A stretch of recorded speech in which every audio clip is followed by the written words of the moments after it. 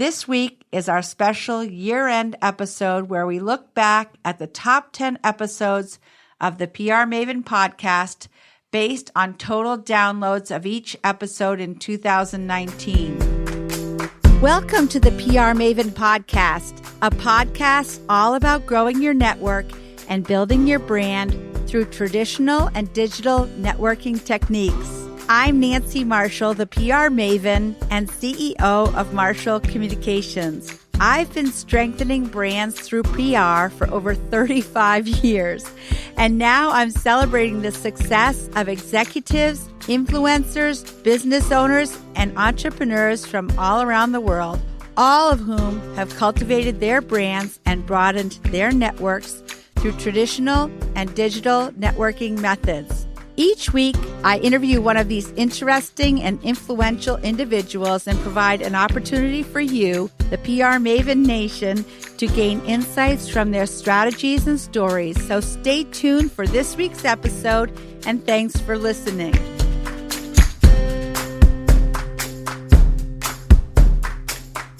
As we reflect on 2019, I want to share how much fun I had connecting with our guests and listeners each week. As a reminder, you can always reach out to me on our PR Maven Podcast listener line at 207-620-9075. And speaking of our listeners, let's kick off our top 10 countdown based on the episode with the most downloads.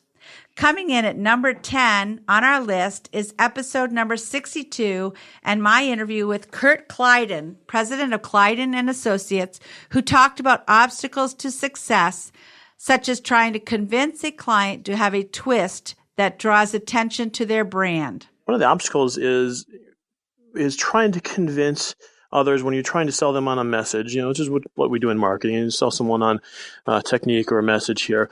Trying to let people realize that having a twist on your brand, giving it personality, is not something that you should be afraid of. This is the heart of it. I walk into many client meetings where the owner, the marketing director, whoever we're working with, wants to achieve a goal. They want to have more sales, or they want to drive more donations for the nonprofit organization. But there is an inherent fear of doing something that's different than what they're seeing out there, which I think is key to making more of an impact on a greater scale. At number 9 is episode number 57 with Megan Crowder of Marshall Communications. Her episode was awesome, and here's a clip from when she explained how important PR and social media are to her own personal growth and the growth of her clients. So Megan, give me an example how PR and social media have helped to advance you personally, your organization, or a client. Social media has helped me drastically personally because it's really grown my career. So when I started out, it was, like we were talking about earlier, organic and native. And now it's growing more to advertising and paid. So I am learning, and it's growing me as a social media practitioner in my career. But it's also helped our clients. My knowledge of social media has helped our clients reach their goals on social. At number 8 is episode number 55 with Alf Anderson, Executive Director of the Bar Harbor Chamber of Commerce. Alf shared how the Bar Harbor Chamber of Commerce uses PR and social media to create brand loyalists. So can you give me an example, Alf, of how PR and social media have helped to advance you personally or the Bar Harbor Chamber of Commerce? I think it's, I would say more the Bar Harbor Chamber. I'm not overly active personally on social, but the Chamber for sure takes advantage of, the great work that Marshall does in our PR program, social media programs. We really focus on engagement, especially on social media. We're really trying to create brand loyalists, people that will do the work for us after, you see some great photos on our site. You might have experienced that at a previous visit, or you might be planning your visit and now that's part of your agenda. And we hear from people day in and day out. This was our vacation. I remember this spot, that the photo you're sharing. So we really work hard to create and cultivate those brand loyalists. And it's really benefited us in a great way, because as a membership organization, we rely on, our members to sort of allow us to do the work that we do.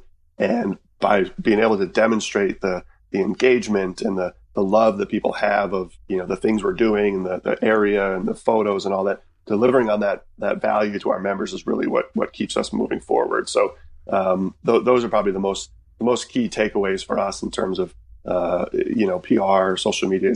It's really driving engagement to sort of create those people who love the place and keep them coming back. Number 7 on the list this year is episode number 64 with Patrick Breeding, project manager at Lobster Unlimited. I enjoyed helping connect Patrick's personal mission to personal branding and how the University of Maine is helping to prevent the brain drain in Maine.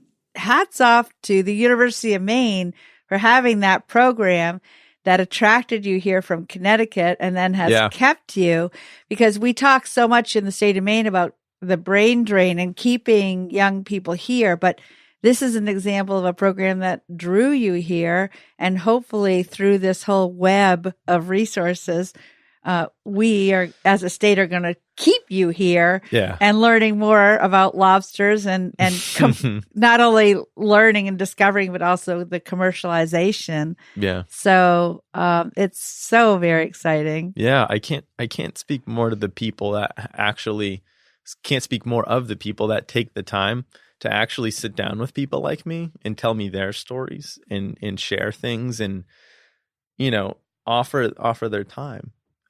Because, there are people like that all over the world, but it's important to keep people here. You need these mentors, and you also need to highlight success stories to make people understand that it's possible.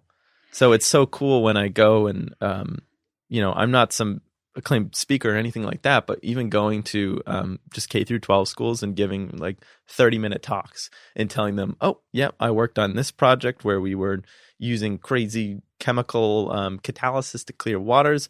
Then I worked on this project where this lab was using pulp from the paper industry to make artificial bones. Then I worked on this project where we use lobsters to treat all these diseases. And they're just like, what? I thought that only happened in Boston. It's like, nope. Right. Nope. It's actually right next door. It's great. And number 6 is my interview with John Yanarelli, retired FBI agent. During his episode, number 59, he explained how his career started as a police officer in San Diego before being recruited into the FBI. Well, first of all, I started off as a police officer years ago in San Diego, and I always had a desire to join the FBI. So back then, you had to be a lawyer or an accountant. So I went to law school nights, got my law degree, practiced for a while, and eventually got recruited into the FBI, where I spent about 21 years working as a special agent. Wow. Well, being a lawyer and a special agent in the FBI, those are major accomplishments. So my hat's off to you. I really admire you because you obviously had goals and you persevered and you had tenacity and grit. And that's definitely what it takes to be successful in a career. So congratulations. Well, thanks. Being cop, lawyer, FBI agent, I've gone from one hated profession to another. Episode 63 comes in number 5 on our list of the top 10 podcast episodes of the PR Maven Podcast for 2019. In this episode, I talked with Jim Peacock, principal and owner of Peak Careers Consulting, about how to find your right career path. In episode 63, he hit on a lot of great topics, and I love what he said about how career consulting has changed and how Jim helps coaches guide others into their careers. It's not an elevator pitch, something that you memorize. It's really 5 or 6 essential things. And sometimes I'm going to spend 15 minutes talking about it. Sometimes I'm going to spend a few minutes. But you want to go talk to people that you know, like, and trust and ask them, what else is out there? And that's where you're going to discover, oh, you know what? People keep saying, hey, you should have your own business, or people keep saying, hey, this is a great direction for you, or have you ever thought about this? That comes from getting your value added statement packaged up, and then the process is really to go out and talk to people, explore, and look at options, because I really want people to look at options. It's what I call intentional serendipity. Number 4 features Michelle Hood, who at the time of the recording was president and CEO of Northern Light Health. She is leaving to become Chief Operating Officer and Executive Vice President of the American Hospital Association. In episode 54, I enjoyed what she said about Northern Light's chart that helps the organization grow. We shake up our organization quite a lot too. We have, I call it the chart, but it's a pretty comprehensive roadmap of all the active teams in the organization, and constantly going back to the chart and saying, are we spending people's time in the right places? Are we opening up those opportunities for growth and learning and trying new things by having resources, including the resource of time, which is sometimes the most critical, so that we can make advancements, that we can try new things, that we can innovate, that we can do things from a multidisciplinary perspective rather than just have the finance guys look at the finance stuff and the ops guys look at the ops. Before we hit the top 3 podcasts of the year, I want to remind you about how to find the PR Maven Podcast flash briefing on Alexa. If you have an Alexa device, or perhaps you received one over the holidays, you can enable the skill to receive the daily PR Maven Podcast flash briefing with tips and advice from each episode. You can learn more about how to use Alexa's features and subscribe to the podcast at prmaven.com/podcast. Let's take a quick break. I'll come back with the rest of the countdown and the top 3 podcast episodes of the year.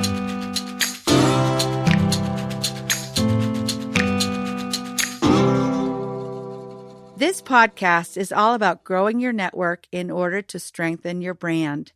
In my 30-plus year marketing and PR career, I have seen many organizations waste their precious time and money on marketing because they're trying to obtain success without any strategy to achieve their goals.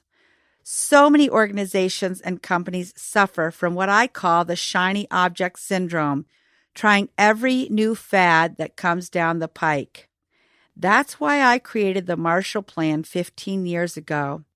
We have done over 100 of these plans for clients, helping them to get out of their day-to-day routine to identify their goals, solidify their brand story, focus in on their ideal customer avatar, analyze their strengths, weaknesses, opportunities, and threats, and create a realistic budget and measurement dashboard.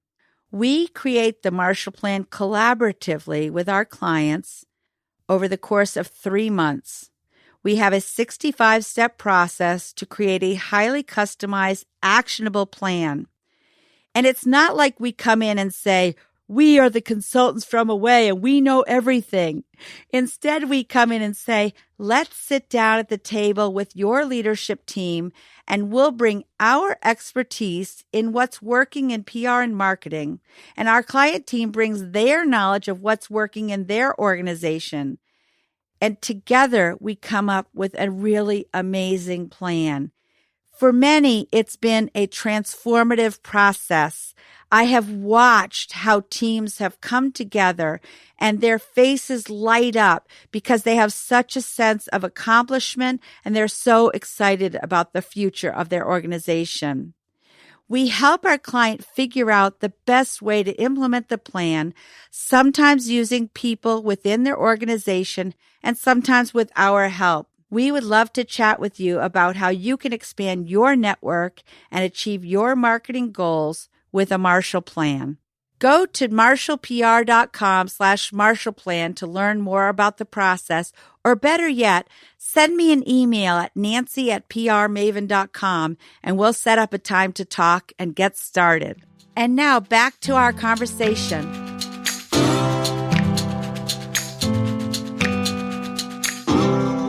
Welcome back, PR Maven Nation. Let's dive right back into the countdown of the top 10 episodes of 2019 of the PR Maven Podcast.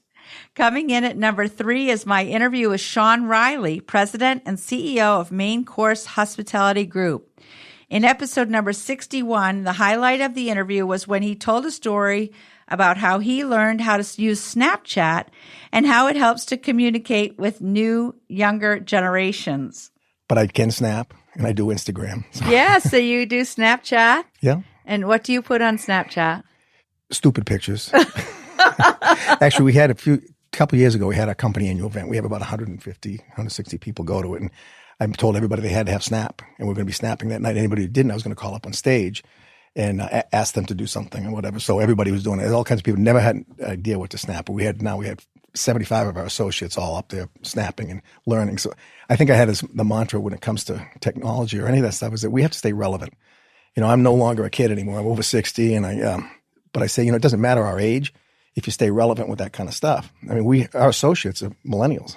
I'm a baby boomer. I still have to stay relevant and be able to communicate with them in their style. But there's other people in our company that have to keep communicating their style, and I handwrite notes. So you got to take people from where they're at. Coming in at number 2 is the episode with Chip Carey, who was my boss at Sugarloaf when I first started working there in my 20s. And he's the retired chief marketing officer at Jackson Hole Mountain Resort. Chip and I go way back, so in episode 56, it's no surprise that we did some reminiscing about how Chip taught me how to use great photos and videos from Sugarloaf to get them onto the Weather Channel the good old-fashioned way. I always looked at skiing, probably because of my back time as a very visual sport. And so, I was a still photographer, but when I finally got the opportunity to get in one of the offices at Sugarloaf, I found a 16 millimeter camera, and that opened up television for me, and that was really awesome. Right. And then, so speaking of being a runner, then you figured out, and again, you taught me how to get photos or video down to the Weather Channel. Oh yeah. And put it on airplanes and stuff like that. But if you think about it, I mean, it's all about building relationships. It wasn't, I didn't just start sending stuff, 16 millimeter film to the TV stations without going ahead and visit them and warning them that was coming and open up relationships. And no matter what you do, our business of marketing and PR is all about communications. And if you're not communicating with the people all the time on a regular basis, you're not going to build a relationship you're going to need when you really want to have something done for you. Coming in at number 1, drum roll, please. Episode number 60 and our 1-year anniversary party episode with Lieutenant Tim Cotton of the Bangor, Maine Police Department. For those of you who were at the party, you'll remember how much fun we had, including kidnapping the Duck of Justice. Now, if you weren't there, hopefully you can make it next year. And in the meantime, enjoy this highlight clip from Tim Cotton's episode, the number 1 episode of 2019, when he talked about how he got the job of managing the Bangor Police Department's Facebook page and what he did to grow the page.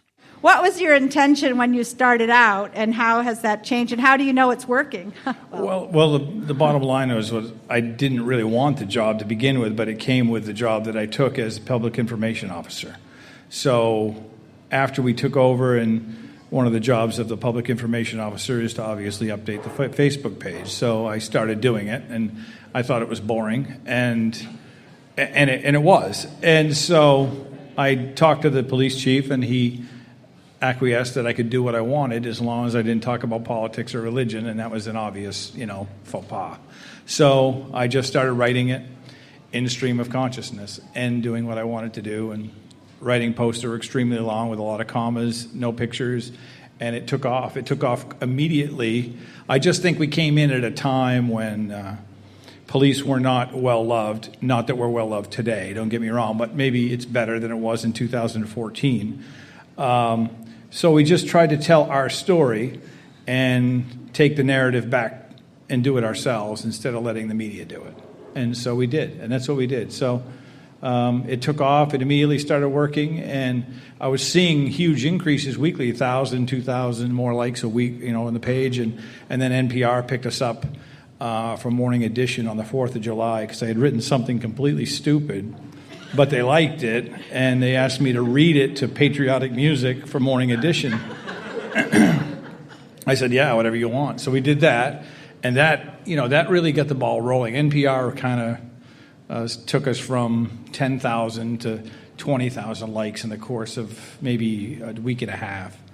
And the ball just kept going. So I just kept doing the same thing. I got a lot of calls from professionals in social media that said I was doing it wrong. And I said, okay, then, have a great day. Thanks for calling. But they said, don't write so long and more pictures, and you're just carrying on too long. And I said, well, how many likes does your page have? Because that's all. I didn't even know algorithms. I didn't know about anything about it. I just said, well, every week we get 1,000 more likes, and it works, so I'm going to keep doing it. You got rhythm. Yeah, it never stopped. So that's where we're at. We're at almost 300. We're a little over 300,000 followers, but you are what we call an influencer. Maybe, obviously, like the Kardashians. Similar, very similar to the Kardashians. Congratulations to Lieutenant Tim Cotton for being the #1 episode, and earlier this year, he received the PR Maven Golden Microphone Award as our most popular guest ever. Thanks to Tim for sharing the podcast with his huge fan base, and to all of our guests over the course of the year. I would also like to thank Tanner Campbell, owner of the Portland Pod and audio engineer, for editing all of our 2019 episodes, as well as this highlight reel. I also want to thank the podcast producers at Marshall Communications, Greg Glenn and Emma Dimmick, for all their hard work this year on scheduling guests, show rundowns, and all the behind-the-scenes work that make this podcast tick. As we look ahead to 2020, I look forward to continuing to build on the success of this podcast and grow my relationship with our loyal listeners like you. Before we close out on 2019, I also want to thank you for being part of PR Maven Nation, and I hope that you've joined the group on Facebook, the PR Maven Nation group. And this podcast would not be possible without you, our loyal listener. I am grateful for your support and wish you a happy and healthy 2020. And as always, remember to keep building your relationships and embracing new technology. Have a great new year, PR Maven Nation. That's it for this week's episode. I'd like to thank you for listening, and if you feel that you've gotten value out of today's conversation, consider leaving a 5-star review on iTunes or whatever app you're using to tune in. If you haven't subscribed yet, you should do so. I release a new episode each week, and subscribing will make sure you get an alert when there's a new episode. You can also join the PR Maven Nation by going to prmaven.com/nation and clicking join. It's free, and it's a great community of like-minded individuals who are all looking to learn and grow from one another. If you have an Alexa-enabled device, be sure to add the PR Maven Marketing Minute to your daily flash briefing menu. Thanks again for listening, and have a great rest of your week, PR Maven Nation.